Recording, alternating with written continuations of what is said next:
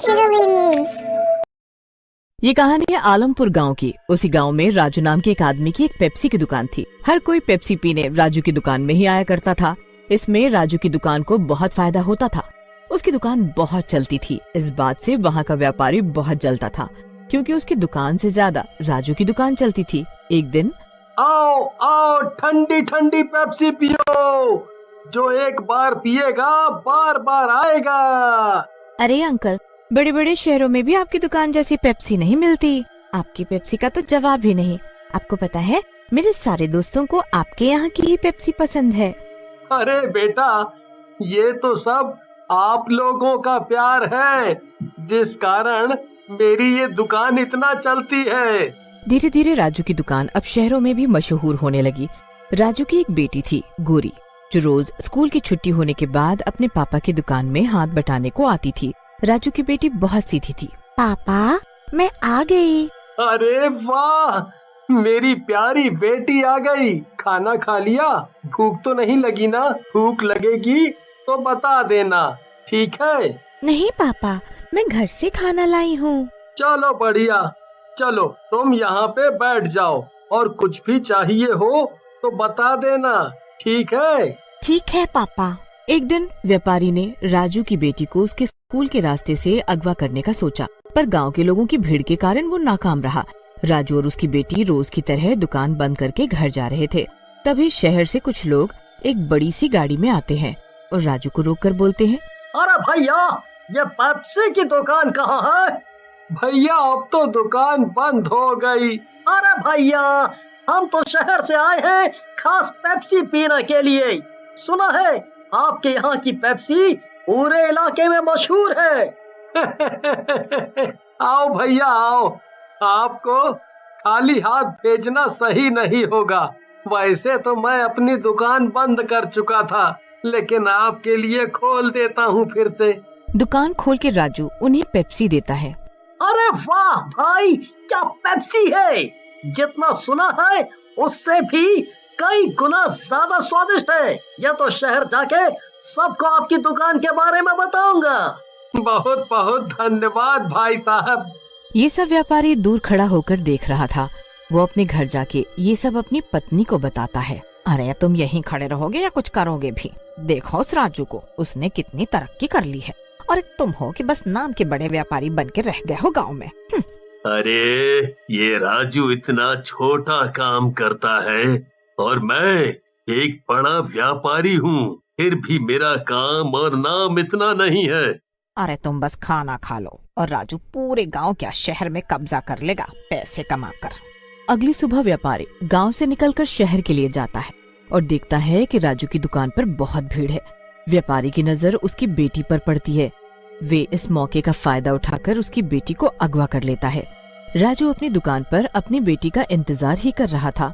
इतना समय बीत गया, अभी तक गौरी नहीं आई।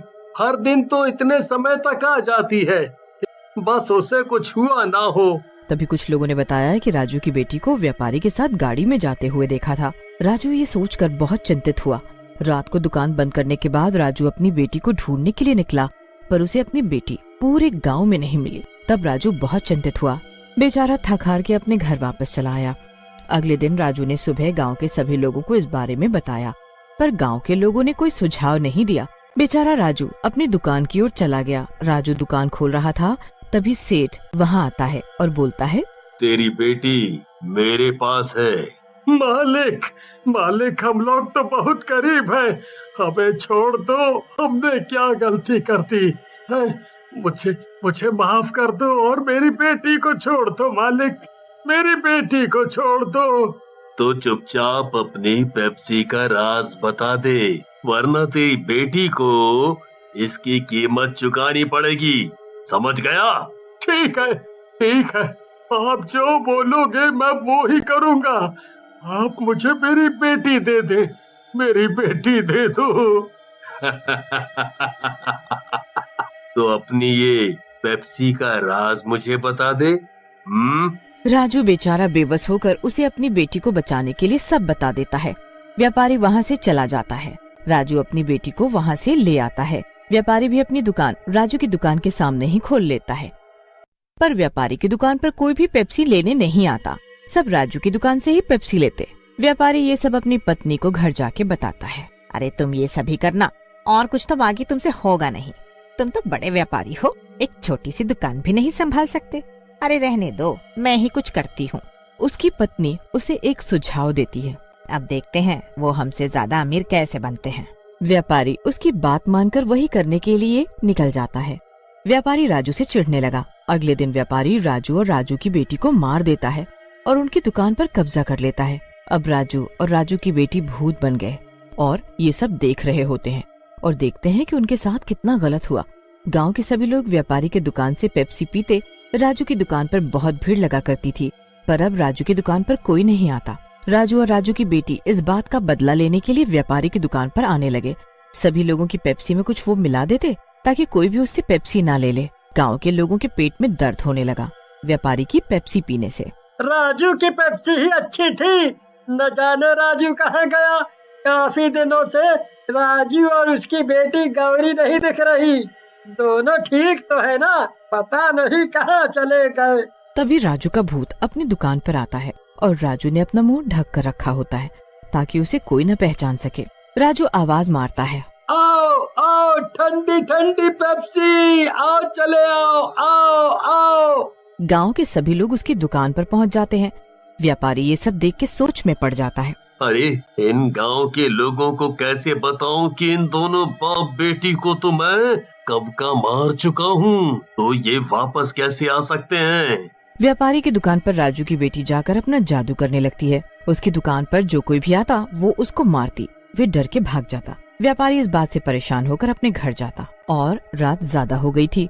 राजू और उसकी बेटी का भूत व्यापारी को डराने के लिए उसके आगे पीछे घूम घूम कर उसे डरा रहे थे। अरे अरे मुझे छोड़ दो राजू भैया, राजू राजू मुझे माफ कर दो।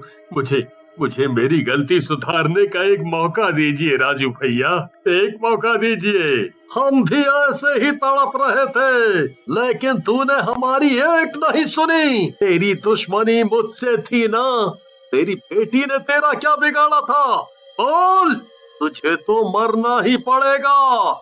नहीं राजू भैया, मुझ पर दया करे, मुझे जाने दो राजू भैया, मुझे जाने दो। वो उसे बहुत मारता है और वो गिरते पड़ते अपने घर पहुंच जाता है। व्यापारी घर जाकर ये सब बात अपनी पत्नी को बताता है। अरे ये सब तो मैंने तुम्हारे कहने पर ही किया था, फिर अब मैं अकेले ही क्यों पिटूं? उसकी पत्नी सोने के लिए चली जाती है। राजू और उसकी बेटी ये सब सुन के व्यापारी को मारने के लिए आते हैं और उसे और मारते हैं। व्यापारी भूत भूत बोलकर चिल्ला रहा होता है, पर उसकी पत्नी नहीं सुनती। राजू की बेटी कहती है, सुनो पापा, ये इसकी पत्नी है, इसको भी मारते हैं। ये बोलकर उसकी बेटी उसकी पत्नी के कमरे में जाके उसे भी डराती है। उसकी पत्नी के कमरे में पेप्सी रखी होती है। राजू की बेटी पेप्सी उठाकर उसे सर पर मारती है। उसकी पत्नी बेड से नीचे गिर के जब होश में आती है तो देखती है पेप्सी वाला भूत उसकी बेटी उसके सामने खड़ी है। अरे बचाओ बचाओ, अरे कोई बचाओ बोलकर चिल्लाने लगती है। अगले दिन व्यापारी अपनी दुकान पर जाता है। आज भी राजू की दुकान पर भीड़ लगी थी। ये सब चलते चलते शाम हो गई। व्यापारी बहुत तंग आ गया और तंग आकर गांव के सभी लोगों को बताने लग गया कि ये राजू नहीं, ये पेप्सी वाला भूत है। व्यापारी राजू की बेटी का भूत देखकर डर जाता है। राजू की बेटी उसकी दुकान में खड़ी होकर उसे डरा रही होती है। अरे राजू, पेप्सी दे, बहुत दिन हो गए तेरे हाथ की पेप्सी पिए हुए। हाँ हाँ, ये लीजिए। वे राजू की तरफ देखता है। राजू अब शाम हो जाने की वजह से अपने असली रूप में आ जाता है। उधर राजू की बेटी भी अपने असली रूप में है, क्योंकि सूरज डूब जाने के कारण अब वो दोनों अपने असली रूप को नहीं छिपा सकते हैं। राजू अब व्यापारी की दुकान पर आता है और व्यापारी को उसके किए की सजा देता है। राजू और राजू की बेटी उसे मिलके मार देते हैं। अब उनका बदला पूरा हो गया है। वो दोनों मुक्त होकर अब वहाँ से चले जाते हैं।